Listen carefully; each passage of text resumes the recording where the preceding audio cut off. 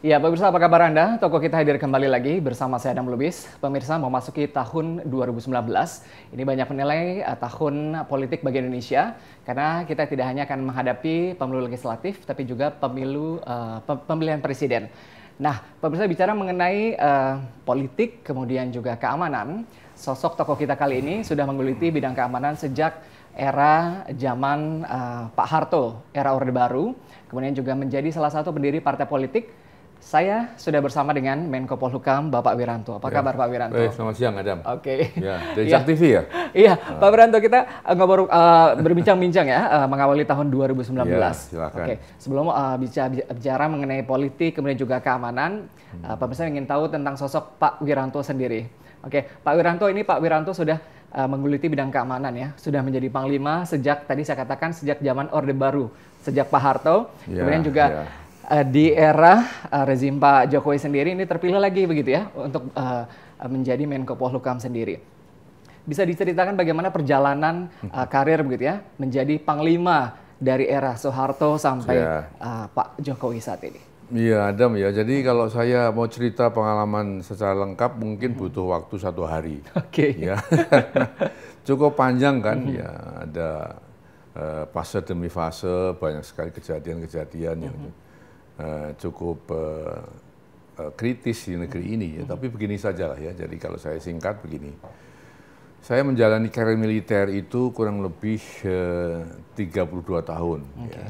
Dari mulai pangkat terendah Letnan 2 dan sampai kepada pangkat tertinggi dalam angkatan bersenjata waktu itu kan masih satu wadah antara TNI dan polisi dan saya menjadi Panglima di usia 50 tahun ya, sehingga saya bersyukur dapat dipercaya oleh pemerintah bisa memimpin Angkatan Bersenjata Republik Indonesia sekaligus juga merangkap sebagai Menteri Pertahanan pada era itu, sehingga sebutannya kan Menhankam Pangap ya.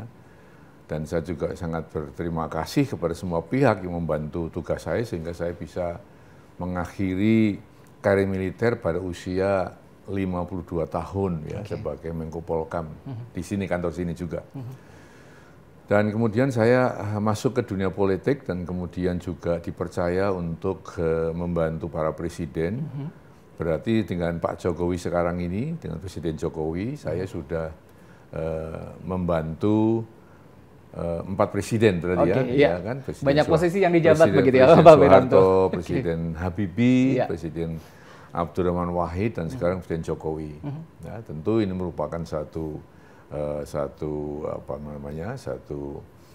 anugerah bagi saya ya, dipercaya oleh masyarakat, dipercaya oleh pemerintah dan terutama mendapatkan ridho di Allah Subhanahu wa taala. Pak Wiranto, ini menarik kalau tadi Anda katakan hampir beberapa presiden ya, dari Pak Soeharto sampai sekarang sendiri Anda menggeluti, menjabat berbagai macam posisi begitu ya untuk bidang keamanan sendiri. Begitu. Bedanya apa Pak Wiranto ketika menjabat sebagai Panglima di era Pak Harto dan sekarang di era Pak Jokowi begitu? Bedanya apa? Kalau tugas pokok ya nggak ada bedanya ya. Tetapi lingkungan tugas yang dihadapi berbeda jauh. Stabilitas, instabilitas. Ya, mengapa? Karena kalau kita bicara soal tanggung jawab keamanan, itu kan menyangkut manusia. Dan manusia itu dinamis kan. Manusia itu kan tidak statis. Ya, kalau barang bisa statis, nggak berubah. Kalau manusia itu dinamis sekali, tergantung situasi lingkungan. Apalagi sekarang ini dengan perubahan politik global, regional, dan domestik, lalu juga dipicu oleh satu perkembangan teknologi yang luar biasa cepat, ya. Dan manusia juga menggunakan teknologi itu untuk berkomunikasi, untuk mengadakan aktivitas dan sebagainya. Maka ada perubahan situasi yang sekarang ini lebih kompleks ya, dibandingkan dulu. Ya, contohnya misalnya pada saat saya menjadi Menko Polhukam di tahun 2000, itu pengguna internet kan baru 1,9 juta orang. Sekarang sudah 142 juta orang, ya kan? Lalu pengguna handphone waktu itu baru 20 juta. Sekarang hampir seluruh masyarakat sudah punya handphone. Ya, artinya apa? Artinya sekarang yang kita hadapi itu lebih kompleks, lebih rumit, ya, dan bervariasi, ya, sehingga membutuhkan satu perhatian yang lebih khusus, ya, yang lebih jeli mengamati kondisi lingkungan. Oke. Ya itu, kita bedanya seperti itu. Oke, Pak Wiranto, kalau bicara mengenai zaman Pak Harto itu ada kecenderungan dengan masyarakat melihat bahwa stabilitas cenderung absolut begitu ya, cenderung stabil karena mutlak begitu ya. Yeah. Kalau sekarang kan ada kita bilang bahwa era reformasi kita berdiri di atas demokrasi begitu betul. ya. Oke, bagaimana dengan stabilitas keamanan negara sendiri? Perbedaannya pada zaman Pak Harto dengan sekarang rezim Pak Jokowi? Kalau kita berbicara perbedaannya ya, saya kira ya memang tiap zaman, tiap era itu kan berbeda. Ya. Tetapi kembali saya katakan tadi bahwa ancaman pun sekarang berbeda. Oke. Iya. Sekarang yang dulu tidak ada ancaman hoax misalnya, nggak ada hate speech, ya karena kemajuan teknologi. Sekarang ada. Dulu belum ada proxy war ya, sekarang ada. Ya, dulu belum terlalu populis yang namanya terorisme, sekarang ada. Lebih stabil mana Pak Wiranto dari zaman Pak Harto ke zaman Pak Jokowi sekarang? Nggak bisa dibandingkan seperti itu. Perbandingan mutlak nggak bisa. Tetapi kenyataannya sekarang pun ya Indonesia masih termasuk negara teraman nomor 9 di dunia. Ya, itu dari penilaian internasional ya, dari global apa namanya itu Law and Order ya, satu lembaga Global Law and Order tahun 2018 itu menyatakan Indonesia masih negara teraman nomor 9. Artinya apa?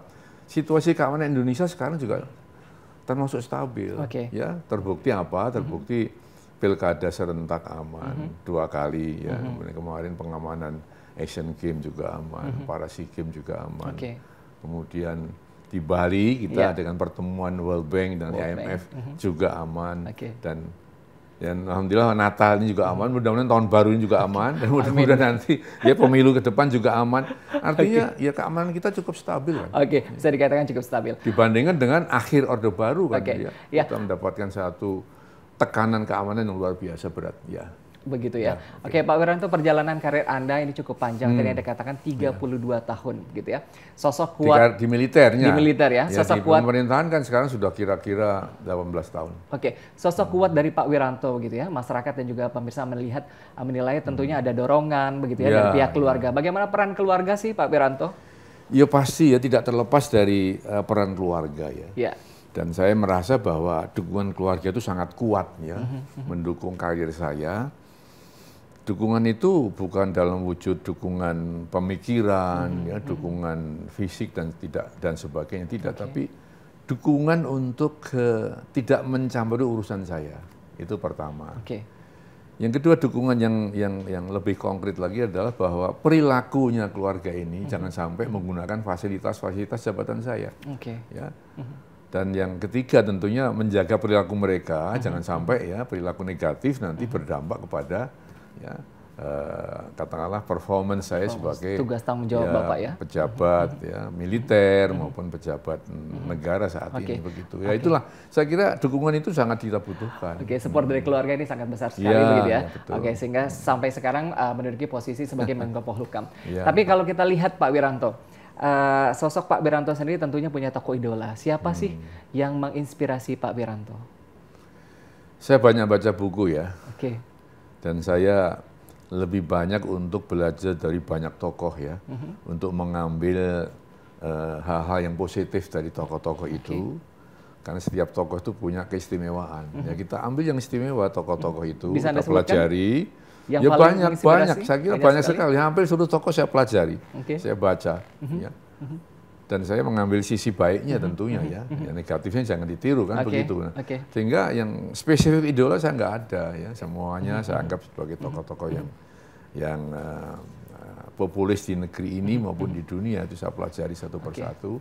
Dan itu yang kemudian membuat saya mempunyai banyak referensi ya untuk bagaimana memecahkan permasalahan. Iya. Baru saya bicara mengenai ketokohan referensi. Mungkin sosok Pak Wiranto ini juga menjadi inspirasi tokoh bagi Anda karena menjadi salah satu pendiri partai politik. Mengapa Pak Wiranto terpanggil untuk membentuk partai politik? Kami akan kembali di Tokoh Kita.